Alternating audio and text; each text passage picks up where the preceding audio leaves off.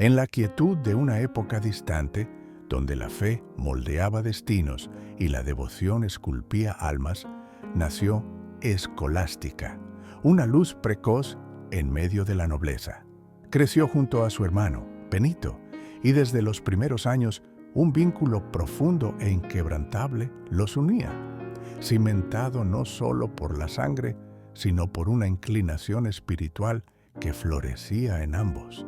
Sus miradas infantiles ya llevaban la promesa de un camino elevado, distinto de las frivolidades del mundo que los rodeaba.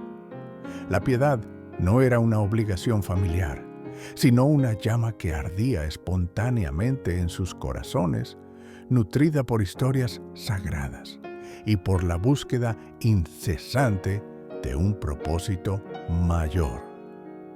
Con el paso de los años, la vocación maduró en Benito, transformándose en una decisión irrevocable. Él optó por abandonar las riquezas y las glorias terrenales, dedicándose por completo a Dios en reclusión monástica. Esa elección, aunque elevada, impuso una cruel separación. Escolástica sintió el mismo llamado, la misma atracción irresistible por lo divino, pero la idea de alejarse de su hermano, a quien amaba con una intensidad singular, era un tormento desgarrador. Un conflicto interno se instaló en su alma. El amor fraterno, tan puro y terrenal, se enfrentaba a la vocación divina, etérea y absoluta. Cada plegaria era un clamor por claridad, cada meditación una batalla entre el afecto humano y la entrega espiritual. El dilema le carcomía la paz, cuestionando los límites del sacrificio y la verdadera esencia de la devoción. Sin embargo, la fe de Escolástica era inquebrantable. Tras noches de angustia y días de profunda reflexión, tomó su decisión. Aceptaría el llamado. Fundó un convento femenino, convirtiéndose en la abadesa y guiando a otras mujeres por el camino de la santidad. Una alegría espiritual desbordaba en su corazón. La paz de estar alineada con la voluntad divina era un bálsamo. No obstante, el dolor de la distancia de Benito persistía, una añoranza constante que ni siquiera la plenitud de la vida monástica lograba borrar por completo. Cada año, solo una vez, se encontraban. Eran momentos preciosos, breves oasis de convivencia que mitigaban la nostalgia, pero que, al terminar, la renovaban con un peso aún mayor.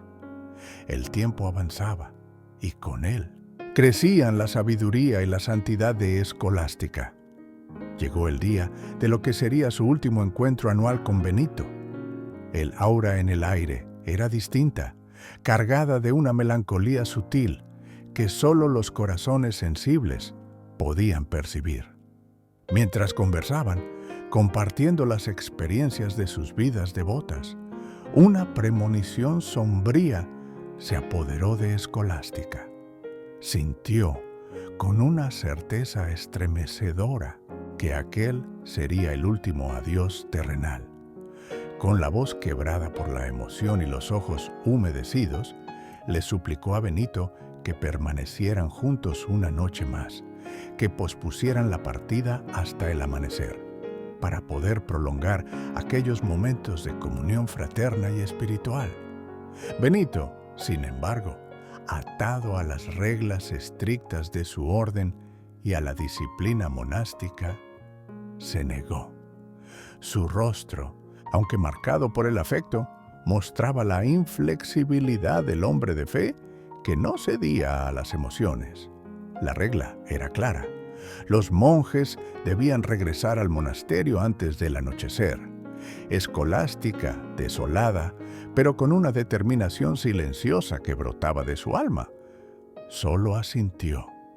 En ese instante, supo que su fe sería puesta a prueba de un modo que jamás había imaginado, y que una intervención divina, grandiosa e inolvidable, estaba a punto de manifestarse. El cielo hasta entonces sereno, parecía contener el aliento, aguardando el desenlace de aquella noche que cambiaría para siempre la historia de los dos hermanos. Benito, inflexible en su devoción a la regla, se preparaba para partir, ajeno a la tormenta inminente que se cernía no solo en el cielo, sino en el corazón de su hermana.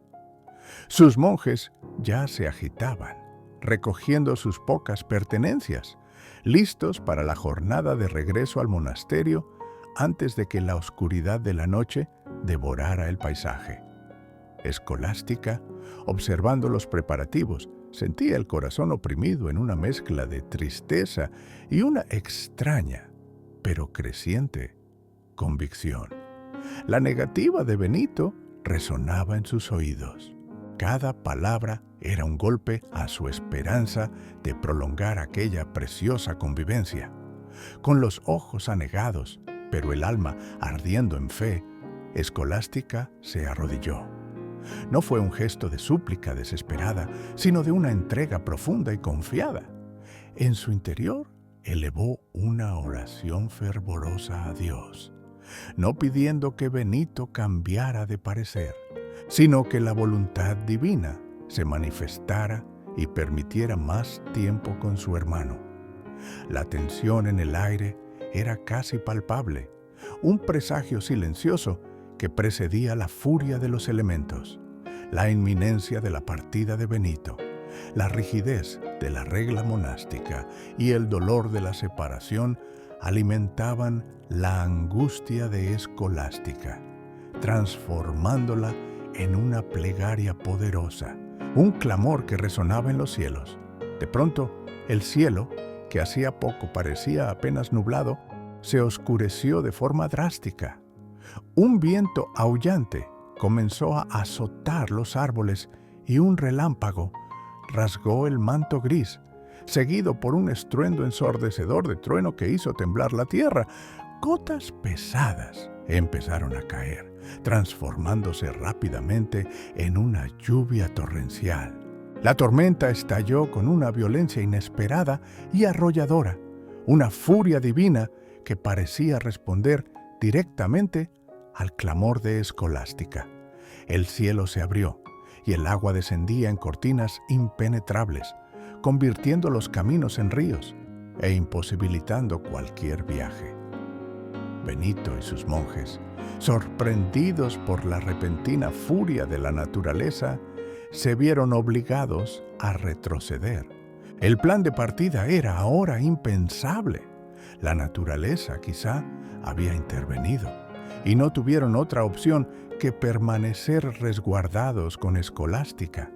El rostro de Benito era una mezcla de consternación e irritación. Se acercó a su hermana con la voz cargada de reproche. «¿Qué has hecho, hermana mía?», exclamó. «¿Pediste a Dios que nos retuviera aquí? ¿Manipulaste la voluntad divina para satisfacer tu deseo?». Escolástica, sin embargo, mantuvo una serenidad notable. Su semblante, aunque marcado por la emoción, irradiaba una paz interior inquebrantable.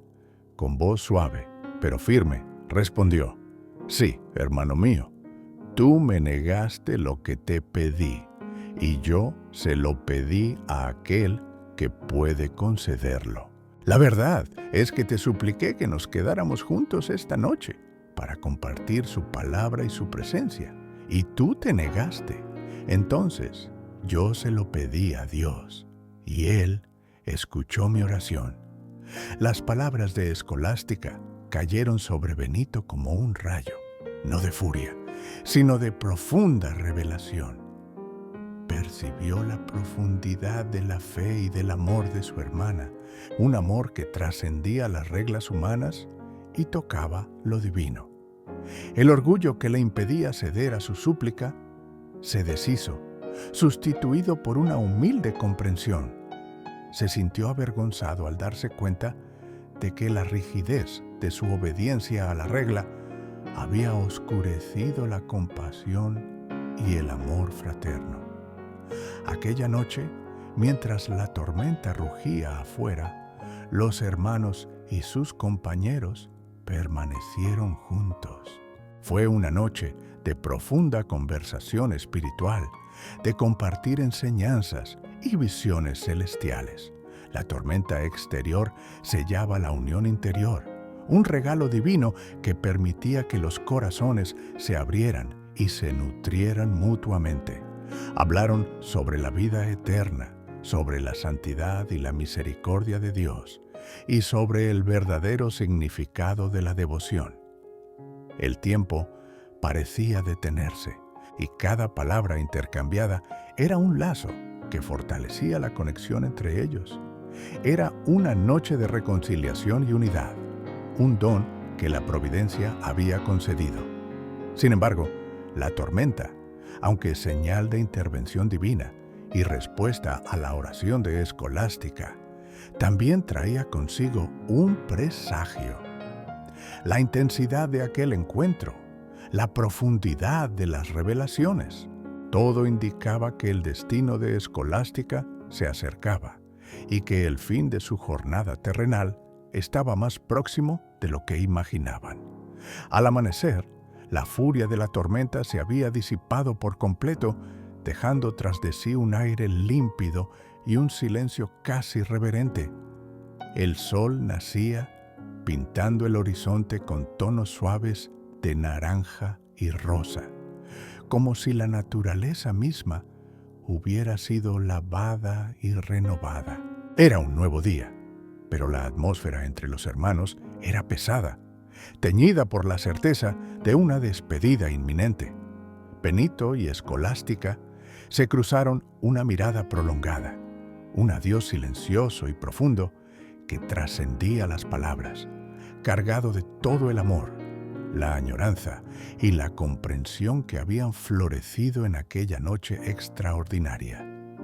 Sabían, en sus corazones, que ese sería el último encuentro terrenal. La separación fue dolorosa, un nudo en la garganta que ambos sentían, pero la serenidad de Escolástica permaneció inquebrantable. Ella regresó a su convento con el corazón lleno de una paz que superaba el dolor de la partida, mientras Benito y sus monjes emprendían el camino de regreso a su monasterio, con cada paso resonando la lección aprendida y la humildad recién descubierta. 3 días después de aquel encuentro memorable, mientras Benito estaba en su celda, inmerso en oración y contemplación, una visión arrebatadora y gloriosa lo asaltó. Sus ojos espirituales se abrieron para ver el alma de su amada hermana, Escolástica, ascender a los cielos en forma de una deslumbrante paloma blanca, volando libre y pura hacia la luz divina. La visión era tan vívida e innegable que no dejaba espacio para dudas. Era la confirmación celestial de la santidad de su hermana y del poder inquebrantable de su fe. La muerte de Escolástica en ese momento no era el fin, sino la coronación de una vida dedicada a Dios, un triunfo espiritual que resonaba a través de los cielos. La tristeza por la pérdida física fue rápidamente sustituida por una profunda alegría y gratitud, pues Benito comprendió que su hermana había alcanzado la plenitud de la unión con lo divino. De inmediato, Benito convocó a algunos de sus monjes y los envió al convento de Escolástica con la instrucción de recoger su cuerpo. Su deseo era que fuera sepultada en su propia tumba, un gesto final de amor y reconocimiento. Así, la unión que la rígida regla monástica les había negado en vida, impidiéndoles pasar una noche más juntos, les fue concedida en la muerte. Escolástica descansaría eternamente junto a su hermano, a quien tanto amaba y por quien tanto oró. Aquella a quien Benito había en su rigidez percibido como una manipuladora de la voluntad divina, había, en realidad, revelado la verdadera esencia de la fe y del amor. La venganza de Escolástica no fue un acto de malicia, sino la manifestación de su profunda santidad, que unió a los hermanos para siempre, no solo en espíritu, sino también en su descanso final.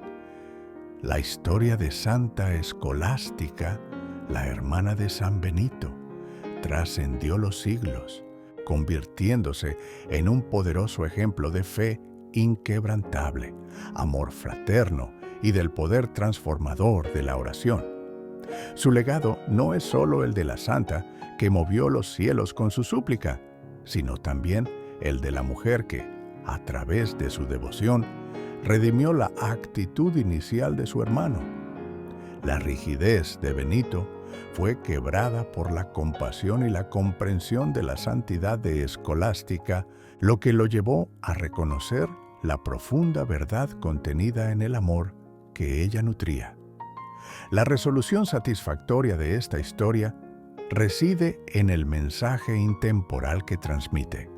El amor divino y el amor fraterno, cuando son verdaderos y puros, tienen la capacidad de superar todas las barreras, ya sean impuestas por reglas humanas, distancias físicas o incluso la muerte. La unión de Escolástica y Benito, en vida y en la eternidad, sirve de inspiración para generaciones, recordando a todos que la fe genuina puede mover montañas, alterar los elementos y, sobre todo, unir corazones en una comunión indisoluble con lo sagrado. La vida de Santa Escolástica es un faro que ilumina el camino de la devoción, de la perseverancia y del amor, que, en su esencia, es la mayor de las virtudes